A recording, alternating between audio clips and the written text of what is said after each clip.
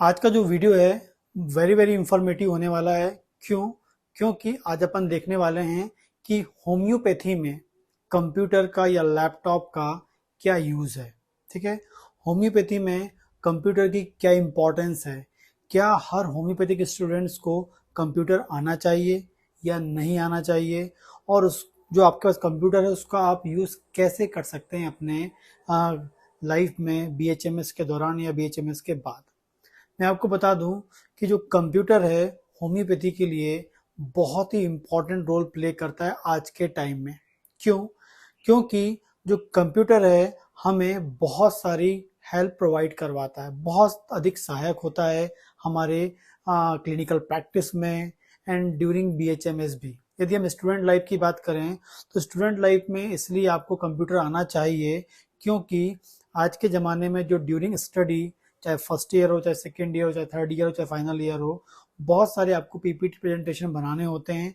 तो वो आप इजीली, यदि आपको कंप्यूटर आता है तो आप इजीली इसको बना सकते हैं अपने कंप्यूटर में। ठीक है, किसी की आपको हेल्प लेनी नहीं पड़ेगी, एक्स्ट्रा आपको पैसे नहीं देने पड़ेंगे। तो ये छोटा सा एक यूज़ होता है।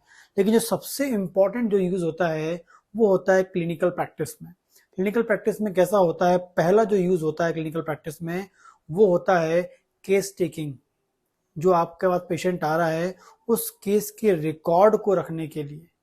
क्योंकि यदि आपने कोई पेशेंट यदि आप देख रहे हैं तो आप उसका यदि आप रजिस्टर मेंटेन करते हैं या कोई पेपर में आप मेंटेन करते हैं तो उस केस को जब नेक्स्ट टाइम वो फॉलोअप में आता है तो उस केस की फाइल को निकालने में या उसके जहाँ पर आपने नोट किया उसको निकालने में बहुत अधिक टाइम खर्च हो सकता है। ठीक है, लेकिन आज के टाइम में आपको स्मार्ट वर्क करना चाहिए। स्मार्ट वर्क करने के लिए एक छोटा सा आपकी वर्ड पे आप एक छोटा सा टेबल क्रिएट करके अपने केस के रिकॉर्ड को मेंटेन कर सकते हैं। और आपने कितने भी केस देखे हों, जैसे मैं अपनी क्लिनिकल लाइफ की बात करूं, 12 साल से प्रैक्टिस कर रहा हूं, बहुत सारे पेशेंट देखे हैं। लेकिन यदि कोई भी पेशेंट आता है तो उस पेशेंट की केस हिस्ट्री निकालने में सिर्फ मुझे 30 सेकेंड लगते हैं। बस उन्होंने नाम बोला तो मैंने नाम टाइप किया और आपको आपका केस रिकॉर्ड सामने आ जाता है। मतलब बहुत अधिक टाइम आपका खर्च नहीं होता है, टाइम वेस्ट नहीं होता है। क्योंकि पेशेंट को केस चेकिंग में हमको टाइम देना होता है। यदि हम पेशेंट को के रिकॉर्ड को निकालने में बहुत सारा टाइम निकाल देंगे तो नेक्स्ट केस आप कैसे ले पाएंगे या फिर आगे के पेशेंट कैसे देख पाएंगे। या बोल सकते हैं यदि आपको उस केस रिकॉर्ड को ढूंढना है, कागज में लिखा, तो आपको एक अलग से कोई को रखना पड़ेगा जो आपकी हेल्प करे। इससे अच्छा है कि आप लैपटॉप में अपने केस रिकॉर्ड्स को मेंटेन करें और जिससे विद इन अ सेकेंड आप क्या कर सकते हैं, उस केस रिकॉर्ड को निकाल सकते हैं। जो भी पेशेंट आपका आए, हजारों पेशेंट देखे हों, दसों हजारों पेशेंट देखे हों, उसमें से भी उस केस को आप निकाल सकते हैं बहुत इजीली।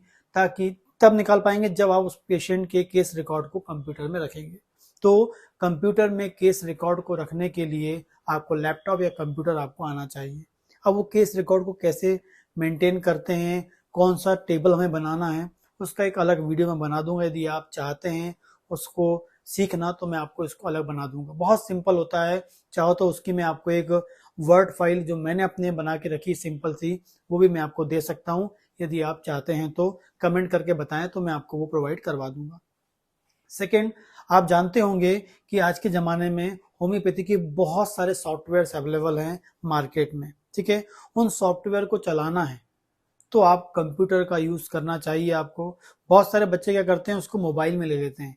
जब पेशेंट सामने आता है तो आप मोबाइल में यदि उस रिपर्टरी या उस सॉफ्टवेयर का यूज़ करेंगे तो वो पेशेंट पे अच्छा इंप्रेशन नहीं डालता है।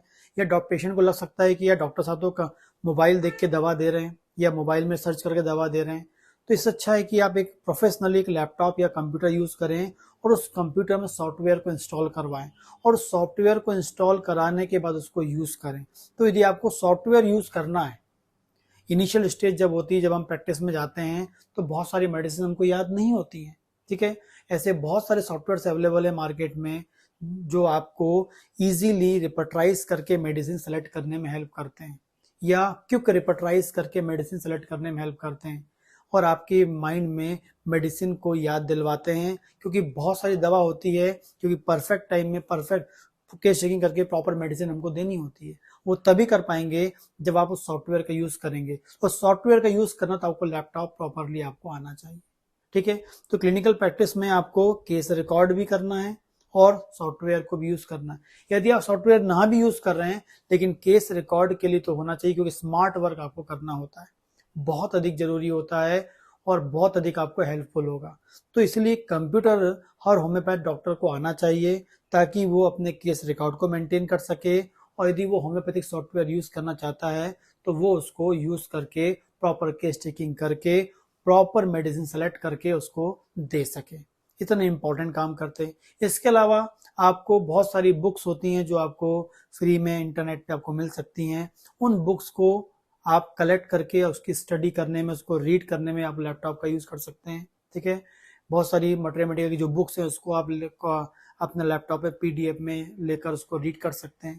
तो इतने इंपॉर्टेंट काम आपको लैपटॉप में मिलता है। ठीक है, तो ये इस प्रकार से आप अपने क्लिनिकल प्रैक्टिस में आप लैपटॉप का यूज करके अपने क्लिनिकल प्रैक्टिस को स्ट्रॉन्ग कर सकते हैं और अपने वर्क को स्मार्ट बना सकते हैं। ठीक है, तो आपको ये करना चाहिए और अपने लैपटॉप का यूज करके अपनी प्रैक्टिस को इम्प्रूव करना चाहिए।